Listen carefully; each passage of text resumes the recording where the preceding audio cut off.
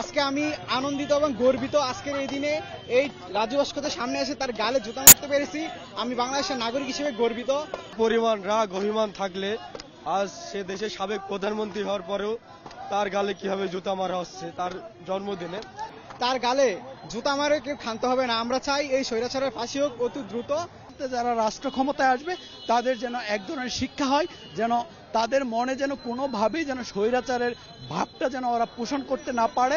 আমরা কোনো রাজনৈতিক ব্যক্তিকে আমরা আক্রোশ না, এটা হচ্ছে যে স্বৈরাচারী যে ভাব, সেই স্বৈরাচারটাকে আমরা ঘৃণা করি। এই দেশ এই জাতি ঘৃণা করে, যেটা আমরা 90 এরশাদের শাসন আমলেও দেখছি। কিন্তু ওই যে স্বৈরাচারী শাসন, এটা আমরা কখনো মানি না।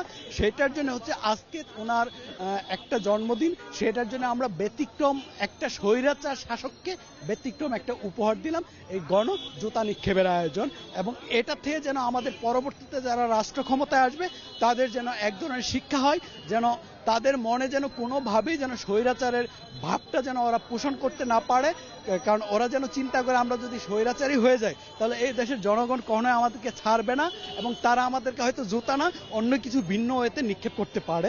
এই দেশে মানুষ যে জাগ্রত, সেই জিনিসটা আমরা তাদেরকে বোঝাচ্ছি, একটা ঘৃণা ভরে একটা প্রতিবাদ, আর কিছুই না। আয়োজনটা মূলত আমাদের সর্বজনীন সারা বাংলাদেশের মানুষের যেই 15 বছরের স্বৈরাচারী শাসনের মনোভাব, এটার বহিঃপ্রকাশ।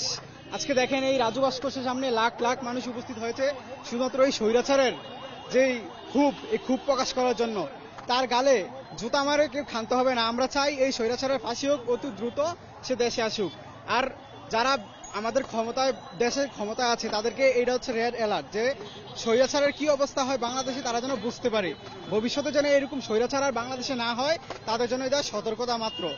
আর স্বৈরাচার হাসিনা এই খুব আমাদের মনের মধ্যে 15 বছর ধরে লালন করে তার ছত্রছায়ায় সে ইতিহাস লিখেছে বইয়ের মধ্যে, যে ইতিহাস পরে আমরা আজ ইতিহাসের শিকল ভেঙে আমরা আজকে তার গালে জুতা মারতেছি। তো এই ধারাবাহিকতায় আজকে আমি আনন্দিত এবং গর্বিত আজকের এই দিনে এই রাজু ভাস্করের সামনে এসে তার গালে জুতা মারতে পেরেছি। আমি বাংলাদেশের নাগরিক হিসেবে গর্বিত। পরিমাণ রাগ অভিমান থাকলে আজ সে দেশের সাবেক প্রধানমন্ত্রী হওয়ার পরেও তার গালে কিভাবে জুতা মারা হচ্ছে তার জন্মদিনে।